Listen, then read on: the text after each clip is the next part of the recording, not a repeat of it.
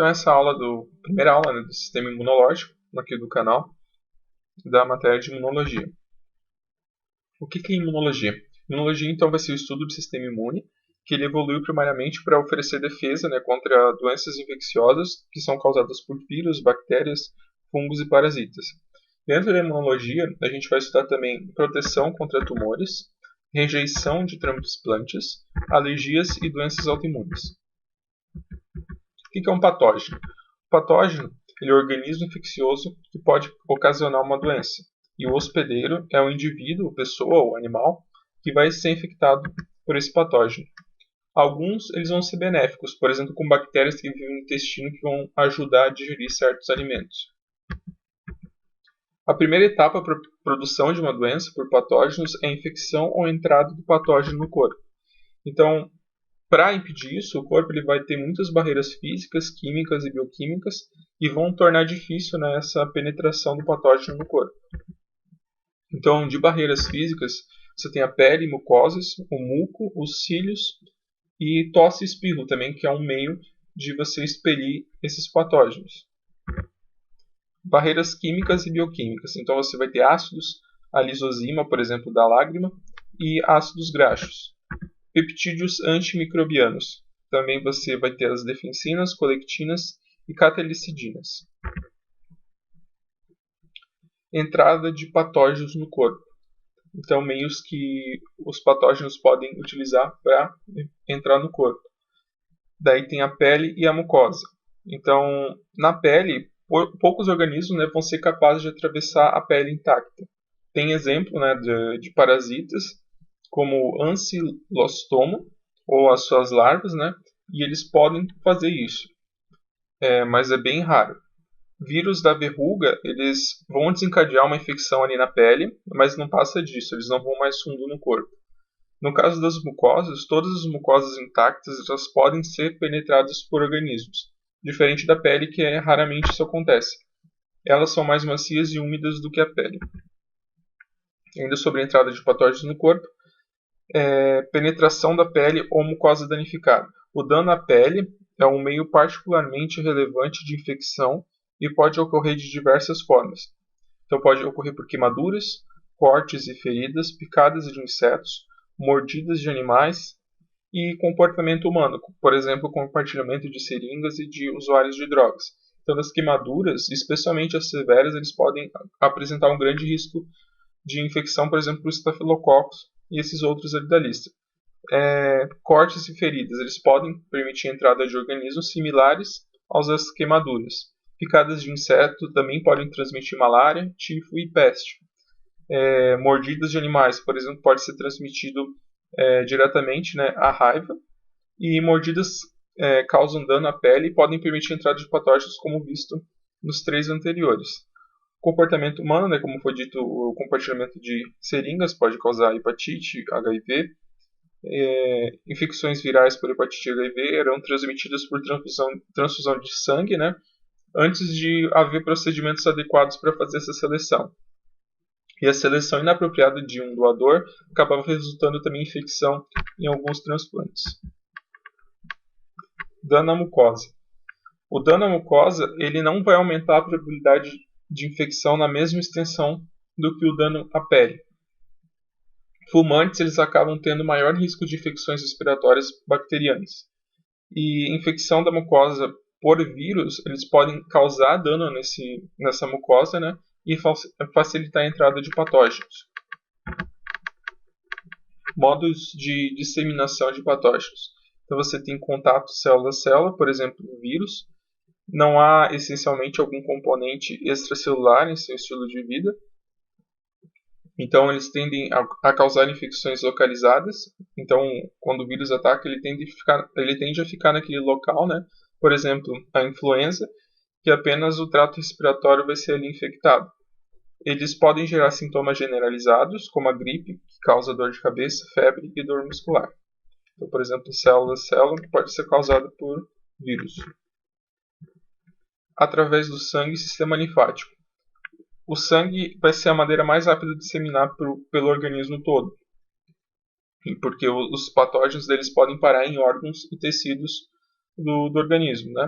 e o fluido tecidual ele pode ser drenado pelos vasos linfáticos e podem levar os patógenos até os linfonodos locais. Então, o patógeno no sangue ele vai para os tecidos e órgãos. Então, ocorre a drenagem do líquido intersticial desses tecidos. Então, pode conter patógenos que serão levados até os linfonodos. Disseminação através de cavidades corporais. Então, micro-organismos que infectaram um órgão em uma cavidade corporal, como o peritônio, por exemplo, eles podem ocasionalmente se disseminar através dessa cavidade para outros órgãos dentro dela. Tem também a disseminação via sistema nervoso, por exemplo, o vírus, dos nervos periféricos para o sistema nervoso central, ou vice-versa. Pode passar a residir no sistema nervoso e causar doenças, né? Por exemplo, o vírus da herpes simples. Pode também viajar através dos nervos para infectar outros órgãos. Então, nervos periféricos, sistema nervoso central. Pode ocorrer isso vice-versa. Como os patógenos causam doenças? Então, os patógenos eles vão fazer secreção de toxinas, por exemplo. Eles vão, no caso ali do Clostridium, eles podem secretar neurotoxinas que vão ser responsáveis pelo tétano ou botulismo por intoxicação alimentar. Daí tem o da cólera, né, também, por exemplo, e da disenteria, que vão ser causadores de disenteria e de cólera, respectivamente. E tem esse terceiro que pode causar a escarlatina no caso, que vai ser o Streptococcus pyogenes, secretando toxinas, né, no caso. Alguns protozoários eles também, e fungos, né, também podem secretar exotoxinas. As endotoxinas eles vão ser componentes da parede celular de patógenos, ou seja, eles não vão ser secretados, diferente das exotoxinas, e eles vão ser prevalentes em bactérias gram-negativas, por exemplo, a salmonela. Eles vão agir fazendo com que a célula do hospedeiro produza fatores que causam febre, queda da pressão sanguínea, entre outros sintomas. Então aqui tem um esquema, né? Você tem ali a célula hospedeira com seus receptores na membrana. Daí você vai ter a exotoxina, que vai ser liberada por uma bactéria, por exemplo. Então aqui no caso a exotoxina vai chegar ao receptor. Chegando ao receptor, então, vai induzir a morte celular dessa célula hospedeira, no caso, né? Então vai ter a endotoxina também. No caso ali você vai ter a célula hospedeira, os seus receptores. A bactéria, então, vai ter essa endotoxina ali na sua própria membrana. Vai se ligar e com isso vai fazer com que a célula ela secrete produtos, né, que vão ser tóxicos para as outras células vizinhas. Então, vai ocasionar dano às células hospedeiras, né, que foram infectadas por essas endotoxinas, e os tecidos vizinhos também vão acabar sendo infectados por essas endotoxinas, porque vai fazer a célula produzir essas toxinas. Como os patógenos causam doenças? Então, eles podem causar doença fazendo a morte direta das células hospedeiras, por exemplo. Então, o patógeno ele vai se replicar no meio intracelular, né, dentro dessa célula, e deixa a célula sem danificá-la tanto. Isso vai resultar na produção contínua de partículas infecciosas pela célula infectada. Ou os patógenos eles podem se replicar dentro da célula, fazendo com que a célula se rompa, ou seja, causando a lise celular. Então, isso vai acabar liberando partículas infecciosas. Vírus e protozoários eles podem causar a lise da célula e dessa forma, né? E se for extenso o suficiente, ele pode resultar na doença. Pode ser por bloqueio físico também. Patógenos grandes eles podem causar doenças apenas por sua presença. E, por exemplo, a elefantíase, né, que é causada por vermes do tipo filária. Então, o que vai acontecer? Esse verme, né, do tipo filária, ele pode bloquear ali a drenagem linfática. E esses organismos podem causar inchaço massivo dos seios, dos testículos e das pernas, por estar ocasionando ali um bloqueio físico dentro da drenagem da linfa, né, no caso. Agora vamos a alguns exercícios. Primeira questão é: explica as principais diferenças entre endotoxinas e exotoxinas. Então, as endotoxinas eles vão ser componentes estruturais de patógenos, por exemplo, lipopolissacarídeos, LPS, que vão fazer parte da parede celular bacteriana. No caso lá, anteriormente tinha falado membrana, mas é na parede celular.